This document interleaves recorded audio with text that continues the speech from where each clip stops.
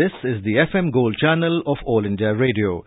In the program News Analysis now, we bring you a discussion on importance of internal security for good governance. The participants are Alok Bansal, security analyst, and Nikunj Garg, journalist. Mr. Bansal, Prime Minister has today met the Director Generals of Police, all central agencies as well as the state police forces. If we talk about one of the most important cornerstones of good people-centric governance, then maintenance of law and order and delivery of high quality of law and order is a very important part of it. You think the heads of the police forces, particularly of the state governments, can influence that a lot? There is no doubt that maintenance of law and order is an essential prerequisite of a good governance. A good law and order helps in a lot of things. Investment, development, progress, business, everything is dependent on good law and order. Law and order in Indian constitution is a state subject. Having said that, there are still a large number of central agencies which function under the central government. And all said and done, irrespective of the police official coming from any state, they all look up to Prime Minister because Prime Minister of the country is the chief executive and people look up to him. And I think to that extent, one must give credit to Prime Minister Modi for having taken this conference outside Delhi. Now the advantage of taking outside Delhi are twofold. Firstly, people from different states who come from different parts of the country get an exposure to a new place. Because invariably all of them come to Delhi for various conferences. But for all of them to go to Gujarat or for all of them to go to Assam is not a regular or a normal feature. So they go there, they see that place. Firstly, that is the point. Second, when you go out of Delhi, the time that Prime Minister can give to that conference and to the people is far more. Because in Delhi there are so many demands on his time. So when he goes there, he can interact with them informally, formally and other things. Also, this sort of interaction actually allows central agencies, especially intelligence bureaus and other agencies, to apprise the Director Generals of the threats that they are visualizing, the security scenario that's emerging and what could all happen.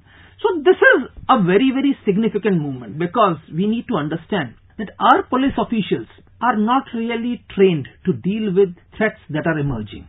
Especially in Indian context, now we have a major threat from terrorism. We have a global jihadi terrorist outfits which are actually mushrooming in our vicinity. Many of them have made inroads into India. And we also have a left-wing extremism problem in central India, which is spanning a number of states. And very often what happens is these problems spread across state boundaries. The genesis is somewhere, the implementation is somewhere, and after carrying out an act, the culprits actually disappear into a third state. So this sort of meetings also help people to interact with one another and create a good liaison between them because many of these problems require active cooperation between the police forces of 2 or 3 states. And here again, being out of Delhi helps because when police DGs come to Delhi, after the meeting they have so many other commitments. But if they are in some third place, but most of them will have nothing else to do once the conference is over rather than to meet one another. And that is good. And that enables them to understand one another's problems and create a good rapport for dealing with such problems.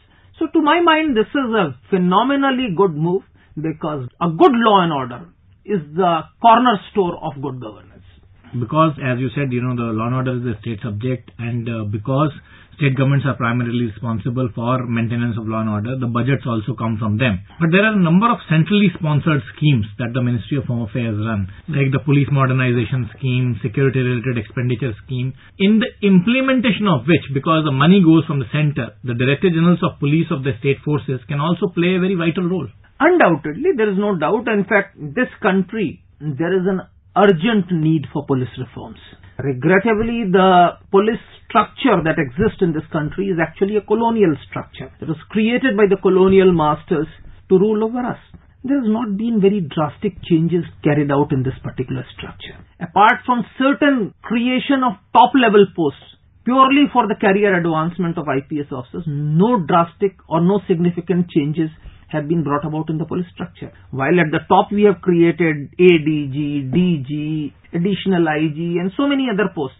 At the bottom level we have not really done. A constable can at the most look forward to becoming a head constable or an ASI or ASI. That's all. He doesn't move up. His training, his education is a very, very critical component because as far as common man is concerned, his level of interaction is with a police constable or a head constable or an SI or at the most an SHO. It is at this level that we need a transformation. It is at this level that we need that the public must have confidence to go to the police. In case of a crisis, people must be able to go to the police. As of now, people are extremely reluctant to go to the police. For whatever be the reason, there is a perception that going to police can be more problematic than problem solving. As long as people don't have this sort of a faith in the police, this cannot happen. And all these things require enormous resources, modernization, training, infrastructure. And I think to that extent, central government has been providing funds to state governments to modernize. And I think the DGs must be aware as to what all funds are coming so that they could take the modernization in a particular direction.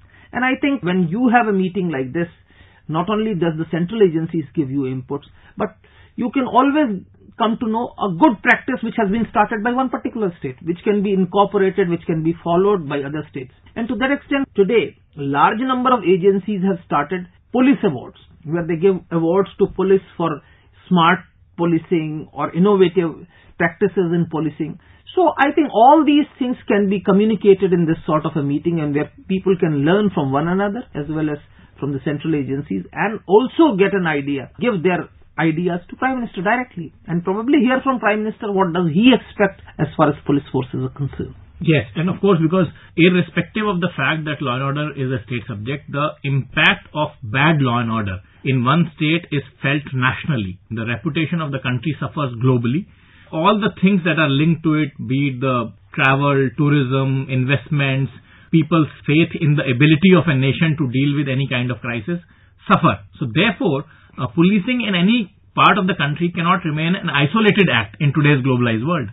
There is no doubt. As I said, today, most of the crimes that happen, I think the criminals transcend state boundaries. So there is a need for collaboration and cooperation between police forces from different states, and that is happening.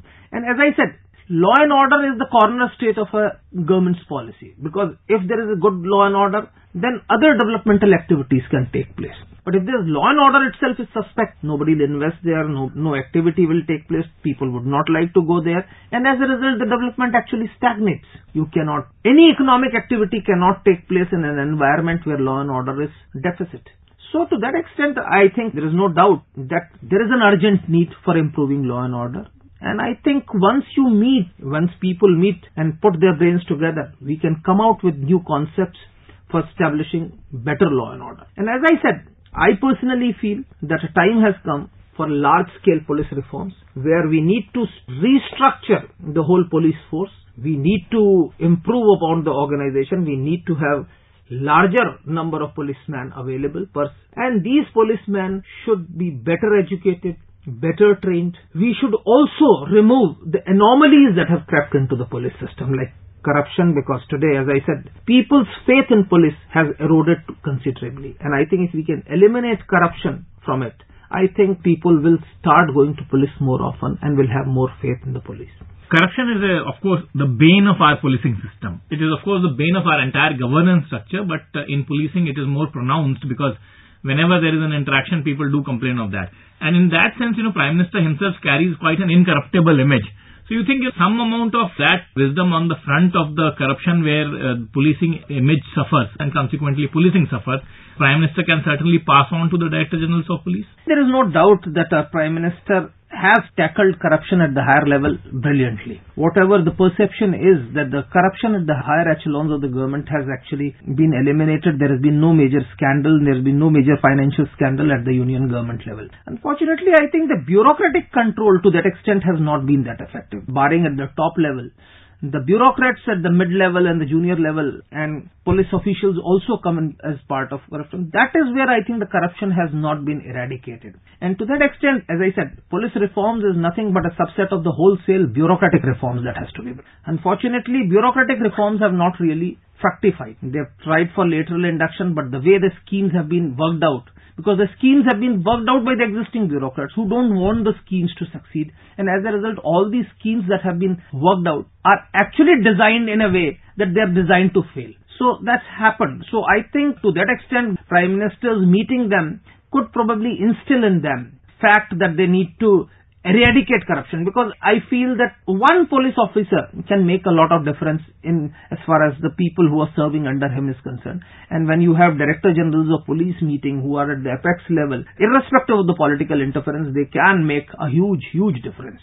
And I think to that extent, this sort of conferences, this sort of meetings, prepare police forces for meeting with eventualities that are yet to come. Because police forces are so embroiled in day-to-day functioning of the police forces that very often they don't get time to visualize what are the challenges that are going to be facing them in times to come. So I think this sort of conferences apprise them of new cases, because now with the cyber world, internet, etc., there are new forms of crimes that are being committed. You are having hacking and internet embezzlement, because now with e-banking, etc., you are seeing lots of offences, and I think not many police officers are geared up to this. So I think this sort of conferences give them a good insight into what is happening, what are the changes that are coming about in the society around us, and as far as the crimes are concerned. As you were mentioning the modern day cyber world crimes, they do not know countries' jurisdictions. Criminals sitting in America can siphon off all the data from your card, debit or credit card, and misuse it. In such context, it is very important to have the credibility of a law enforcement system, because otherwise the foreign jurisdictions will refuse to cooperate with you. Undoubtedly, I think that credibility has to be established, but more importantly, the capability has to be there. Credibility comes from your capability. If you are actually capable, then your credibility will slowly get established. We have seen countries where the national reserves have been siphoned off from the national banks in some cases.